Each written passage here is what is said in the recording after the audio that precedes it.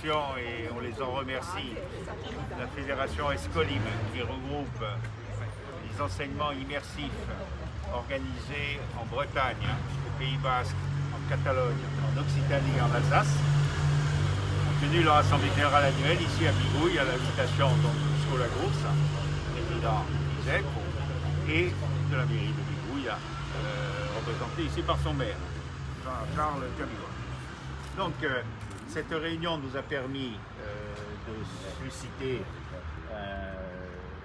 solliciter, nous, notre adhésion au réseau, dans la mesure où Scolagours, mais je vais te laisser la parole, tu vas me donner les éléments. On fait le constat que le système éducatif public touche ses limites, n'est pas capable de produire ses propres cadres de manière à engendrer véritablement un épanouissement, un renouvellement de la langue au sein même de son système donc éducatif, et que les expériences de nos collègues nous démontrent, s'il en était encore besoin, que le système immersif associatif vient en appui, vient en émulation, vient en complément de ce système donc éducatif public.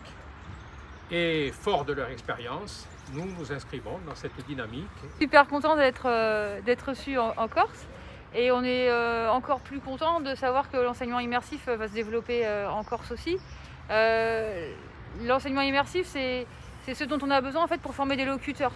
Parce que parler des langues régionales, de leur préservation, de leur transmission en général, ou apporter des mesures qui résolvent une partie du problème ou des difficultés, c'est bien beau, mais ça ne suffit pas. Et aujourd'hui, ce qui forme des locuteurs et ce qui assure qu'on continuera à parler, à concevoir, à créer, à imaginer des choses avec nos langues régionales, c'est l'enseignement immersif. Et que ça fonctionne, et on est ravis que les Corses se lancent. Et on va se donner les moyens pour que vous réussissiez. Avec la force que vous avez, c'est quand même le soutien institutionnel qui est impressionnant de notre point de vue. Et puis nous, on va vous apporter cette dynamique associative et puis partager cette aventure, parce que humainement c'est très très riche. Et on espère bien que vous allez profiter de ces aventures, vous faire des nouveaux amis. Voilà, c'est ça aussi. Voilà. Pourquoi le choix de Bigouille?